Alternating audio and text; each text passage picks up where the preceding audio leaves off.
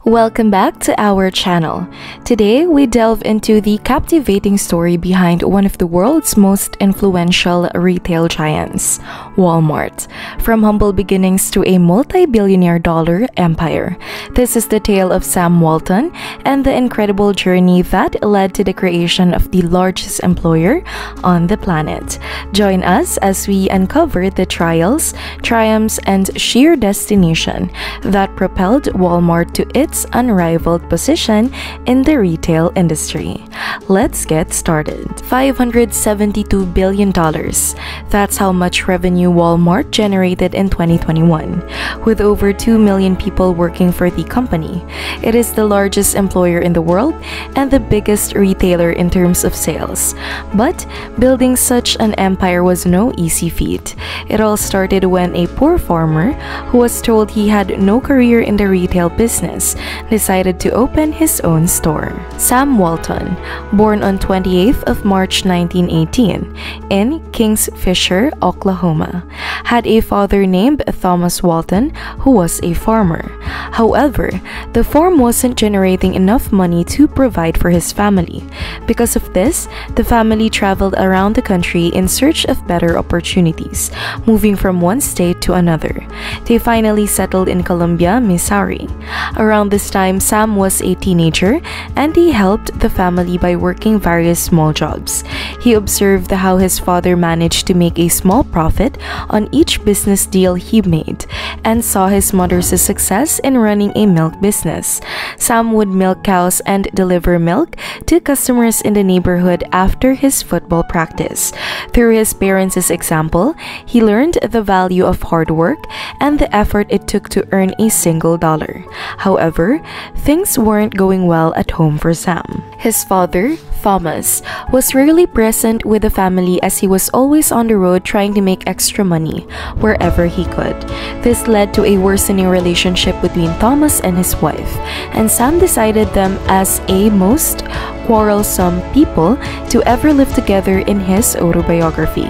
To escape the troubles at home, Sam immersed himself in sports, joined the Boy Scouts, and took on several leadership roles that kept him occupied. Sam graduated from David H. Hickman High School in 1935 and decided to attend the University of Missouri to venture into the business world. While in school, he worked various odd jobs to support himself, such as delivering newspapers and waiting tables in exchange for meals. After his graduation in spring of 1940, Sam entered the retail industry for the first time. He secured a job as a sales trainee at JCPenney, which at that time was a small shop in Des Moines, Iowa.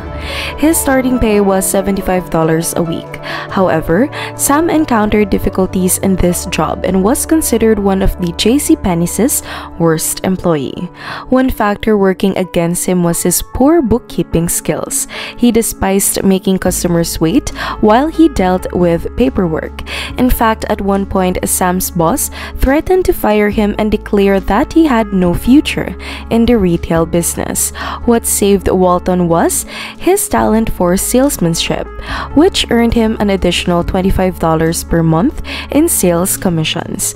When the Second World War reached America in 1941, Sam was eager to contribute and quit his job the following year to join the U.S. Army. The Army recognized Sam's natural leadership abilities and selected him to join the military's Intelligence Corps. He rose to the rank of captain. In April of 1942, he was stationed in Oklahoma, where he met his future wife, Helen. After a brief period of dating, they got married on Valentine's Day in 1943. By the time the war ended in 1945, Walton had a wife and child to support. Determined to provide for his family, he made the bold decision to start his own retail business. With a $20,000 loan from his father-in-law and $5,000 from his own savings, Sam purchased a struggling Ben Franklin store in Newport, Arkansas. It's worth noting that countless stores had failed throughout the 20th century in America. The store Walton acquired was no exemption. It was losing a significant amount of money. Not only did he invest in the store with meager profits, but he also discovered he was paying an exorbitant amount for rent. The lease demanded 5% of sales and the highest rate ever paid for a variety store business. Despite these challenging circumstances, Sam exceeded everyone's expectations. He studied the controversial rules of retail and fearlessly broke the ones he deemed illogical, practically all of them. Rather than being confined to purchasing goods from company outlets as dictated by his contacts, Walton found a clause that allowed him to seek cheaper merchandise elsewhere.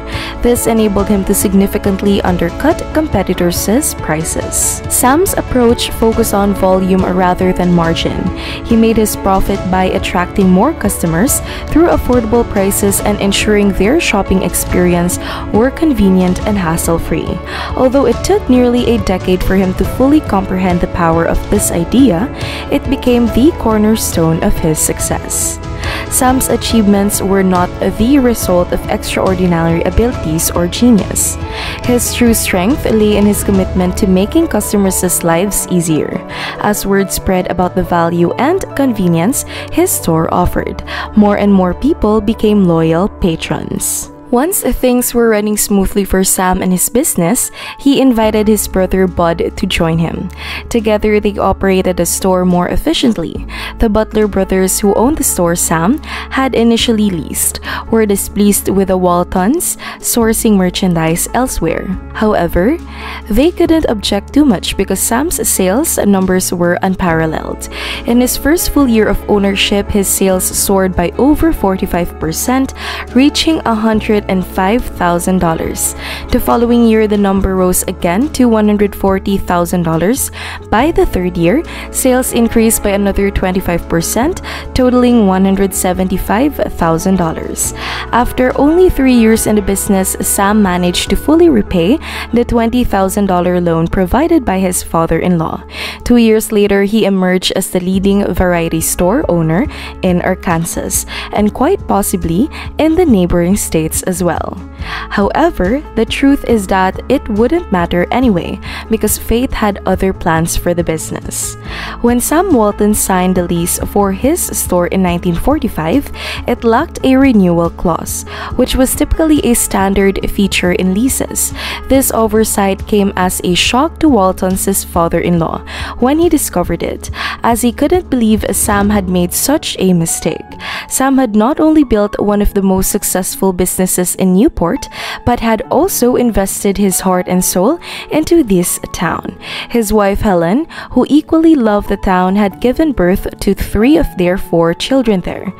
In his autobiography, Sam Walton described this as the lowest point of his life. He felt sick to the stomach, knowing that he had built the best variety store in the entire region, worked hard in the community, and done everything right, only to be forced out of town.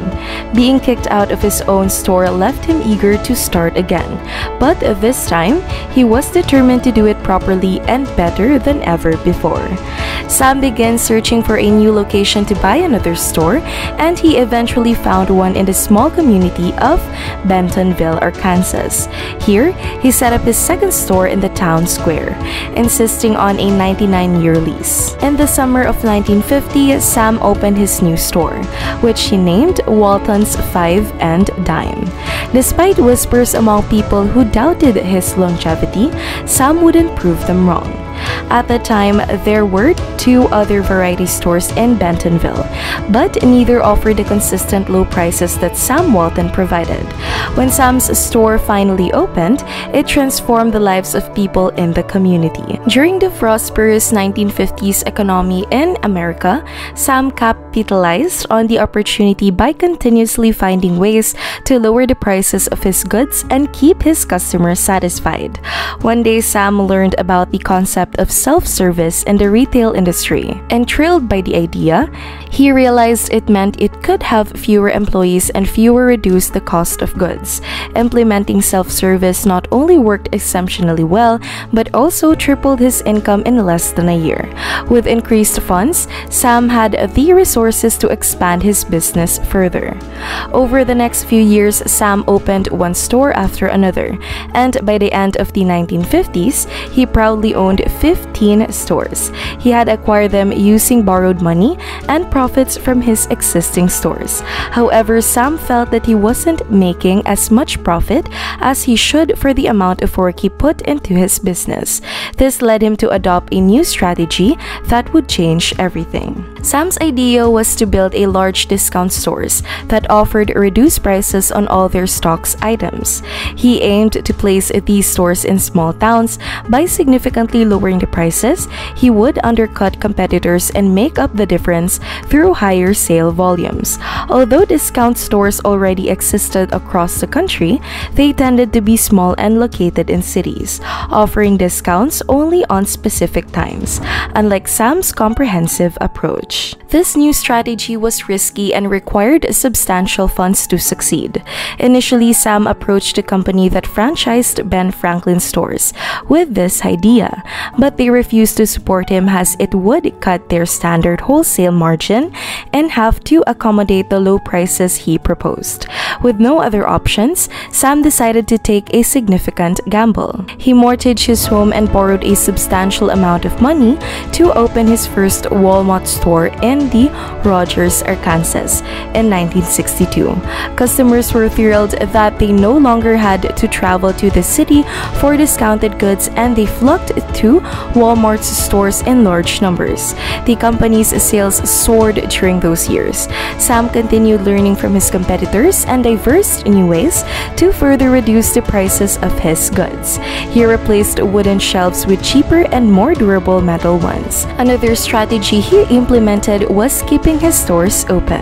Between 1970 and 1971, Walmart expanded by adding 6 more stores, followed by an additional 13 stores in each of the subsequent 2 years.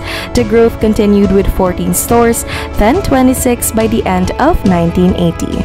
By that time, Walmart had a total of 276 stores, and from then on, they were opening approximately 100 stores per year. Sam Walton attributed the rapid growth of Walmart not only to their low cost that attracted customers, but also to the efforts of his close associates.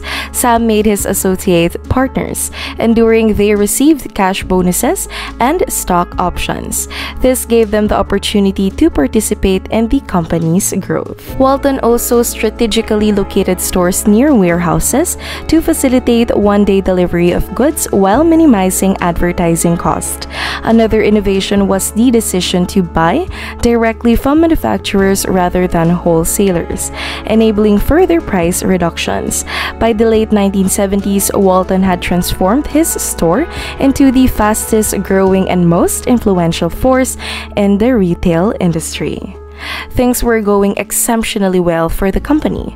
In fact, an investor who purchased $1,650 worth of Walmart shares in 1970 saw this value rise over $700,000 by 1987.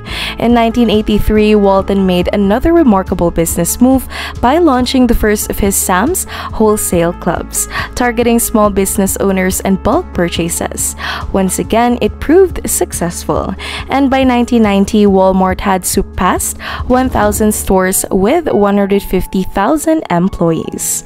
However, Sam faced criticism and opposition from individuals and groups who disapproves of his retail business. He was often accused of competing with and driving small retailers out of business. Walton acknowledged this by recognizing that small stores were destined to diminish due to the customers' freedom to choose knows where to shop. Sam Walton passed away on April 5, 1992, at the age of 74. At the time of his death, Walmart's annual revenues exceeded $104 billion. Today, Walmart has grown to over 10,500 stores, generating well over $500 billion in revenue annually. Thank you for joining us on this journey through the remarkable story of Walmart and its visionary founder, Sam Walton. From humble beginnings to becoming a global retail giant, Walmart's success story is a testament to the power of innovation, strategic thinking, and a commitment to customer satisfaction. Sam Walton's relentless pursuit of low prices, coupled with his dedication to improving his associates, revolutionized the retail industry. Today, Walmart continues to thrive with thousands of stores worldwide. We hope this video has inspired you and shed light on the incredible journey of Walmart and the man behind its phenomenal growth. Thank you for watching, and we'll see you next time for more inspiring stories.